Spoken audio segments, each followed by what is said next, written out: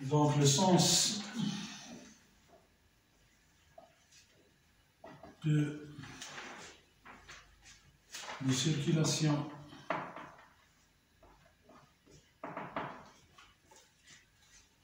du champ magnétique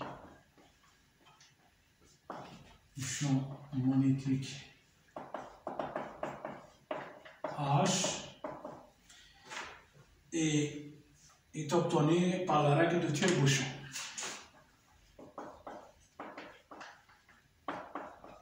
Par la règle de tire-bouchon. Donc ici, le courant va circuler comme ça, d'accord? Donc, suivant la règle de tire-bouchon, donc le champ magnétique, d'accord, il sera dans cette direction, d'accord? Donc le bobinage secondaire,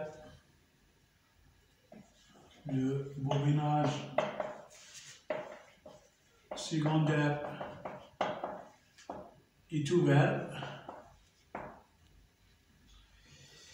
et le siège de tension, il est le siège d'une tension induite et de 0. D'accord? Donc, son orientation est déterminée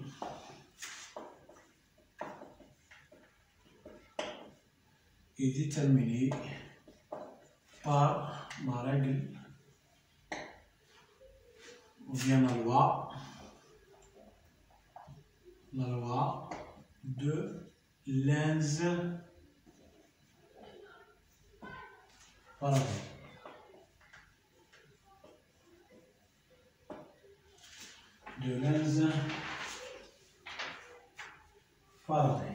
D'accord? Dans la loi de Lenz-Faraday, donc on peut l'expliquer ici. Donc, s'il y a un courant qui traverse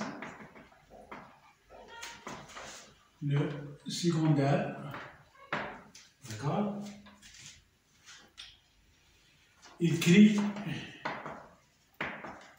un flux ou un champ qui s'oppose au flux phi créé par le primaire.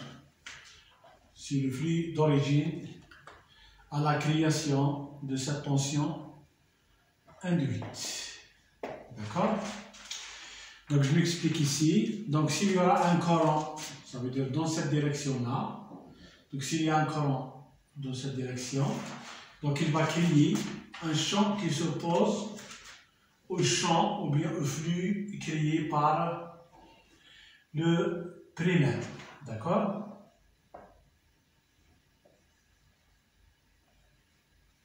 D'accord? On peut expliquer ça mieux que ça. Donc si on a par exemple une spire comme ça, d'accord? Et un champ exposé à un champ magnétique, d'accord? Donc on a une boucle conductrice comme ça, exposée à un champ, par exemple, variable, d'accord? Donc suivant la loi de Lenz-Faraday, d'accord, il y aura un courant induit qui va circuler, d'accord, dans cette spire, d'accord, ou bien cette couronne conductrice, de telle sorte qu'il va créer un champ qui s'oppose au champ, d'accord, H, d'accord, suivant la règle de tire-bouchon. Donc vous allez remarquer que le courant va être, ou bien va circuler dans cette direction-là, d'accord. D'accord? Donc, suivant la règle de tire-bouchon, donc il va créer un champ qui s'oppose. D'accord? Ça veut dire un courant dans cette direction. D'accord? Et ce courant-là, il va créer un champ comme ça, induit. D'accord? Donc, c'est ça la loi de Lenz-Faraday. Donc, si le courant il est comme ça, donc automatiquement la tension sera dans la même direction parce que c'est comme si il va jouer le rôle d'un générateur. Donc, comme dans cette figure, d'accord, si on a un courant I2, donc il va être dans cette direction-là. Ça veut dire le secondaire va jouer le rôle d'un générateur. D'accord? Donc, mais le courant I2, d'accord, égal à 0 parce que le secondaire est ouvert. D'accord? Donc, ça, c'est la loi de Lenz-Faraday. D'accord? Donc, appliquons maintenant le théorème d'Ampère. Donc, appliquons le théorème d'Ampère.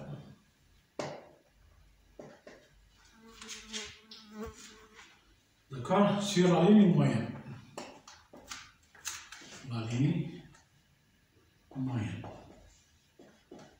Ça veut dire le contour C.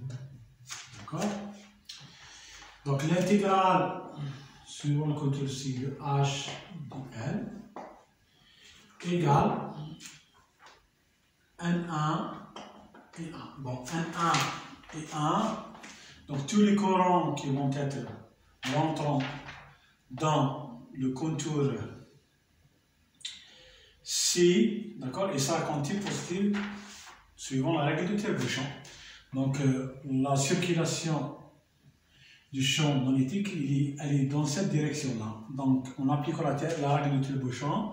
Donc tous les courants rentrants vont compter positivement et les courants sortants vont être comptés négativement. D'accord? Donc vous remarquez ici que le courant IA va pénétrer dans la boucle C N1 fois. Et N1 c'est le nombre de spires du primaire. D'accord? Et le courant E1 comme il est rentrant, donc on va le compter positivement. Donc on a égal N1 et 1. D'accord? Le courant I2 égale à 0, donc il ne reste que ça. D'accord? Donc à cause, donc on a dit à cause du feuilletage,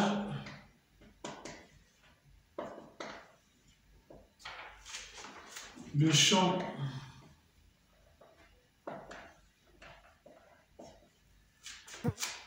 magnétique H est homogène. Est homogène, d'accord? Et dans ce cas-là, l'intégrale sur le contour CHDL devient tout simplement H fois L. D'accord? Et H c'est et L c'est la longueur moyenne. Donc H et L sont parallèles, ça veut dire donc le reste H fois L moyen égale à N1 et 1. D'accord? Donc on va laisser ce schéma.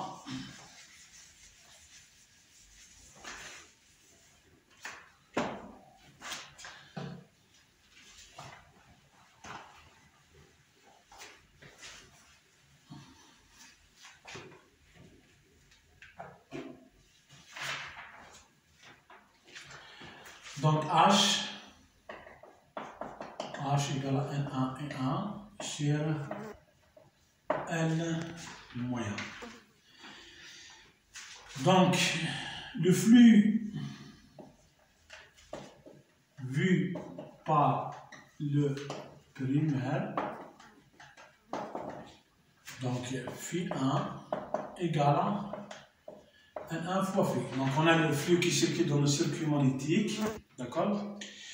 Donc chaque spire du bobinage primaire, on voit ce flux-là, et donc le flux vu, total vu par le primaire, bien le bobinage primaire, c'est bien N1 fois phi, d'accord? Et phi égale à, on va dire P1, pour simplifier un petit peu. Donc, égal à N1. Phi 1, c'est bien B1 fois SE. D'accord? B1 égale à mu fois H. D'accord? Tel que mu, c'est la perméabilité magnétique. D'accord? Donc,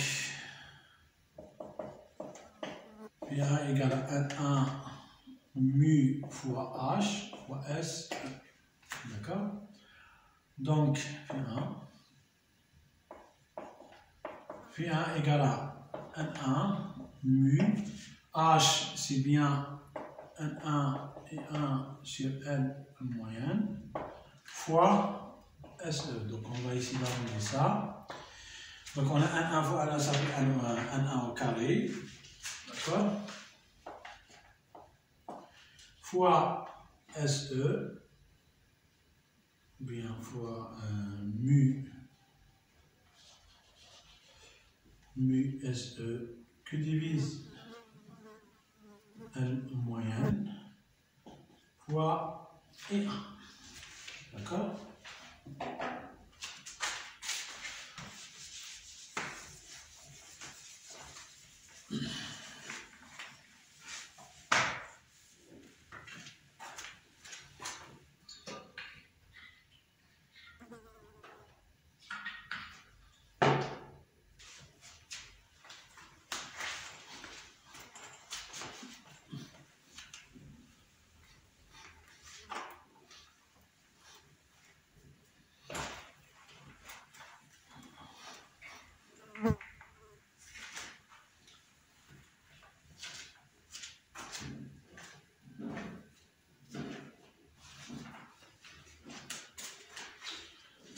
Donc, avec mu égale à mu 0, mu R, mu 0, mu R,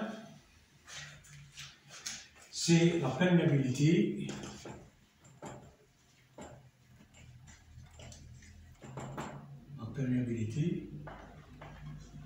magnétique du matériau. D'accord? Donc, E mu R et la perméabilité relative.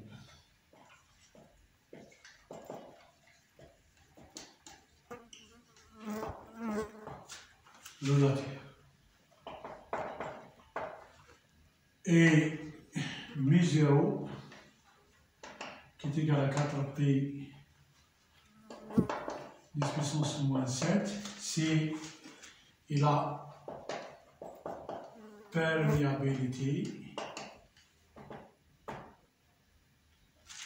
du vide ou bien du l'air. D'accord? Donc, on a aussi donc P1 égale à N1 fois I1.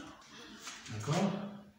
Donc, on compare avec cette expression. Donc, on aura N1 égale à N1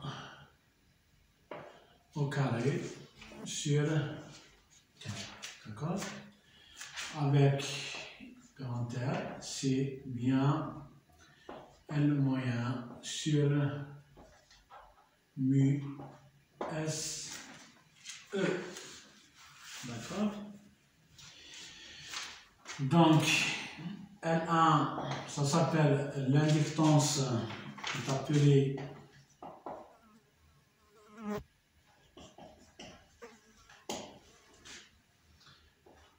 l'inductance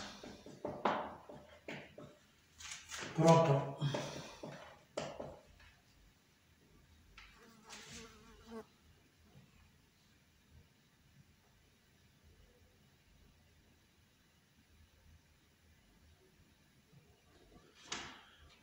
Ou le coefficient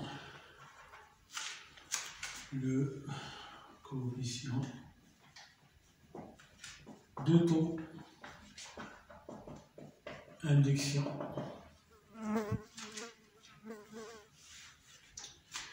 du bobinage primaire. Et celle-là, d'accord, qui est égale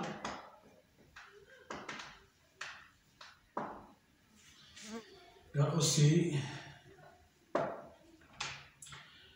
l'inductance principale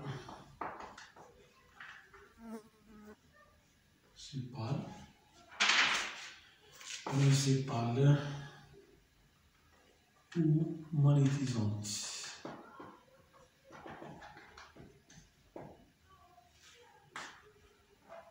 LP1. D'accord. En cas de fuite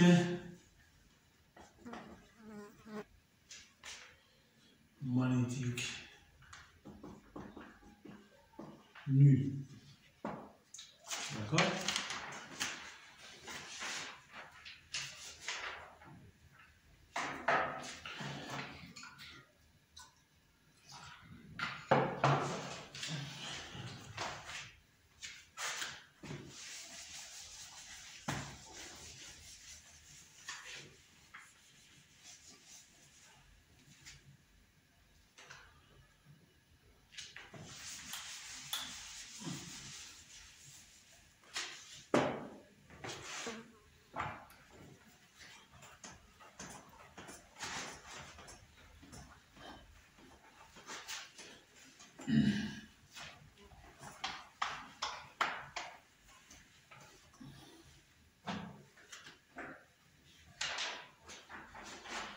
Donc, en analogie avec l'électricité,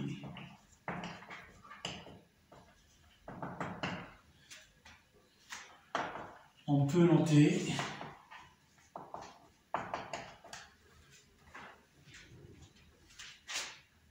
que R est égal à la moyenne sur mu SE et la réluctance magnétique,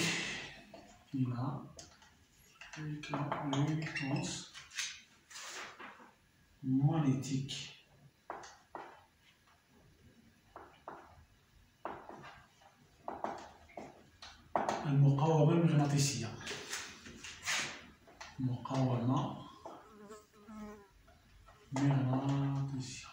Parce qu'en électricité, on dit que la résistance est égale à la longueur moyenne sur sigma, la conductivité électrique, fois la section du fil. D'accord. Ici, c'est pareil. Donc, en analogie, on dit que la réluctance magnétique est égale à la longueur moyenne sur la perméabilité magnétique fois la section, d'accord, du circuit magnétique. D'accord. Donc, on peut écrire aussi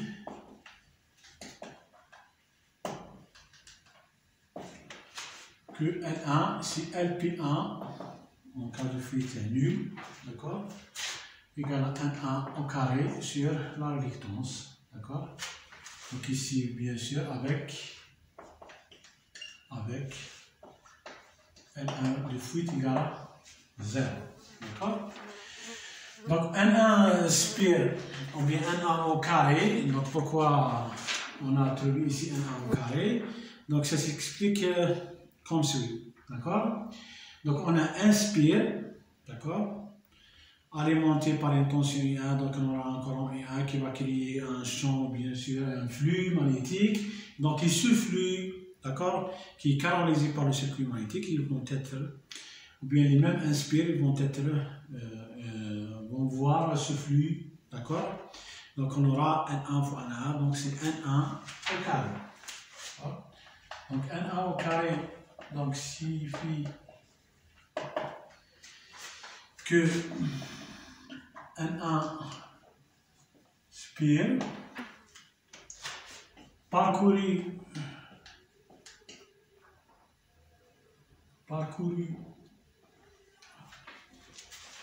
par E1 crée un flux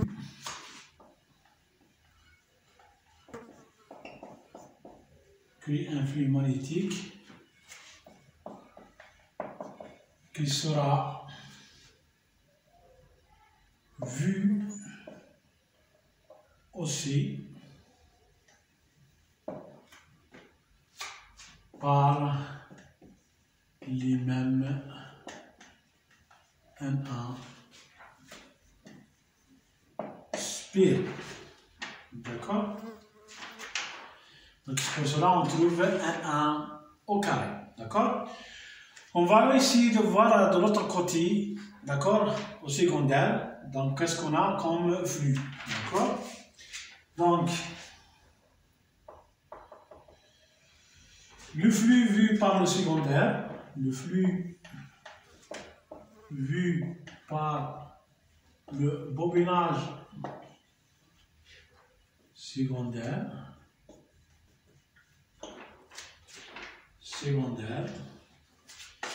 c'est bien Φ1, 2. Donc c'est un flux donc, vu par le bobinage secondaire égal. Donc comme le bobinage secondaire est constitué de N2 spires, donc chaque spire va voir le flux qui circule dans le circuit magnétique qui est Φ1. Donc on a N2 fois Φ1. D'accord? Et Φ1 c'est bien B fois SE. D'accord?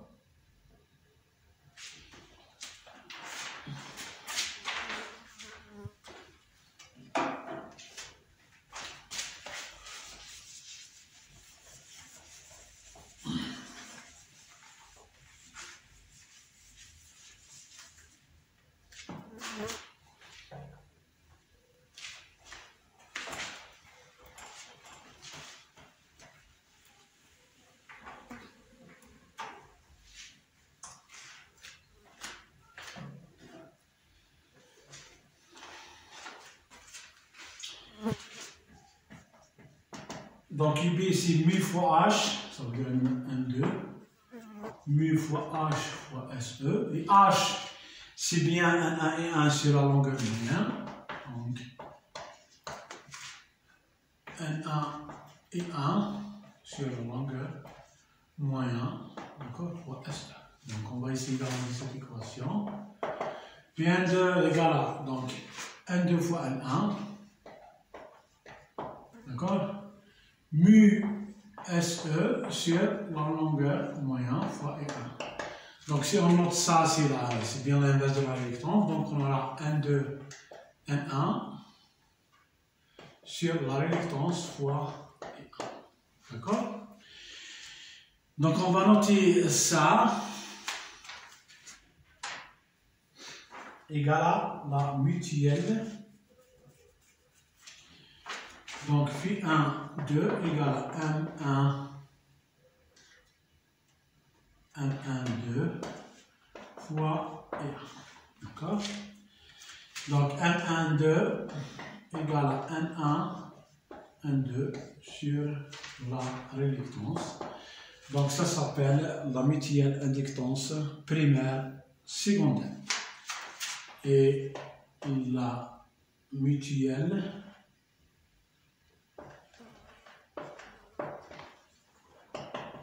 inductance primaire secondaire. Donc pourquoi c'est mutuelle primaire secondaire? Parce que c'est le flux créé par le primaire, mais vu par le secondaire. D'accord? Donc ce flux, d'accord, est égal à la mutuelle, cette mutuelle, le flux vu par le secondaire, est égal à la mutuelle fois le courant, d'accord, du primaire. Ça veut dire le flux créé par le primaire, d'accord. Donc maintenant, si on va alimenter le primaire ou bien le secondaire et on laisse le primaire ouvert, d'accord. Donc on va essayer de faire l'inverse, d'accord. Donc maintenant, donc si on alimente le secondaire, donc par une tension I2, donc un courant I2 traverse ce dernier, le secondaire, et crée un flux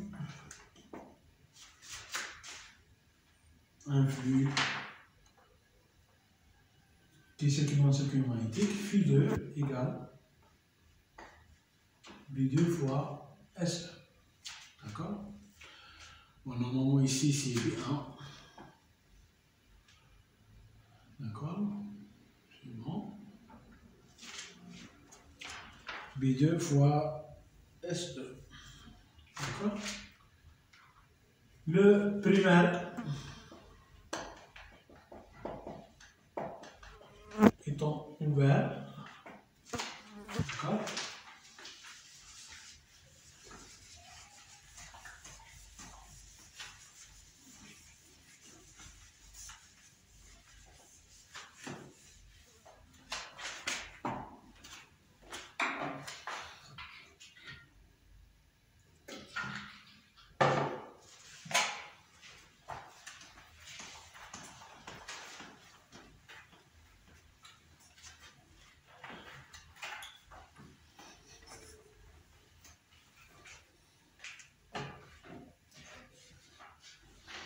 Le primaire étant ouvert, d'accord? Donc si on applique le théorème d'Ampère, d'accord? Donc on trouve bien sûr l'intégrale de H dl égale à 1,2 fois I2, d'accord? Et à cause du feuilletage, donc on aura H fois L moyen égale à 1,2 I2. Donc H égale à quoi?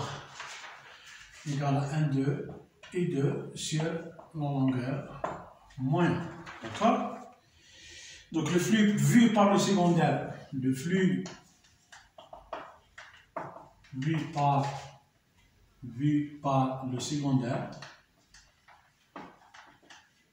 c'est bien Φ2 égale, le secondaire est constitué de N2 sphère, ça veut dire N2 fois le flux qui circule dans le circuit magnétique. Φ2, d'accord? Donc, qui est égal à N2 B2 fois SE. Et B2, c'est bien mu fois H fois SE. Et H, dans ce cas-là, égale à N2 et 2 sur la longueur moyenne, d'accord, fois SE. Donc on va arranger cette équation. Donc on a 1,2 au carré, donc mu SE que divise la longueur moyenne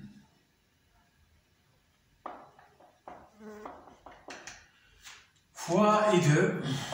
Donc on va écrire ça N2 au carré sur la réductance fois I2. Et on peut écrire aussi L2 I2, d'accord, avec L2, d'accord, avec L2 égale à N2 au carré sur la réluctance. D'accord? Est égal L pi 2. Donc, si les inductances ou bien les fluides sont nuls. D'accord? Sont nuls.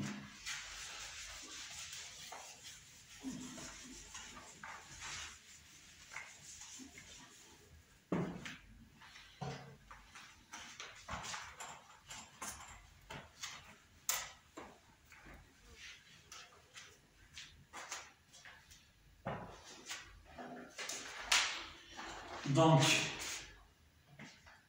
L2, d'accord? Donc, ça s'appelle, est appelé, donc il y a kiff, c'est pareil, appelé inductance propre du bobinage. Du bobinage secondaire. D'accord? Qui est égal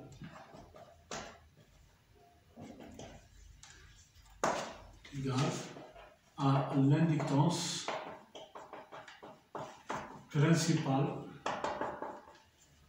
ou magnétisante L pi 2 en cas de fuite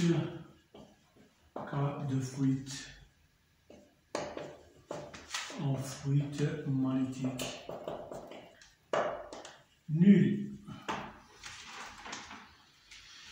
D'accord? Donc si on va essayer de voir le flux vu par le primaire, d'accord? Donc le flux, dans ce cas, le flux vu par le primaire, eh bien, phi de 1, phi de 1, ça veut dire que c'est un flux créé par le primaire, mais vu par le secondaire. D'accord? Donc, N1 fois phi 2. Donc, le flux qui circule dans le circuit magnétique, c'est bien B phi 2, qui est égal à B2 fois SE. D'accord? Le bobinage primaire est constitué N1 spire, donc c'est N1 fois phi 2. D'accord? Et phi 2, c'est bien B fois SE. Et B2, donc B c'est mu fois H fois SE.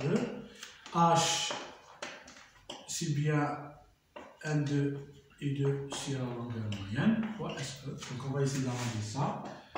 Donc on trouve N1, N2 sur la réluctance fois I2, donc est égal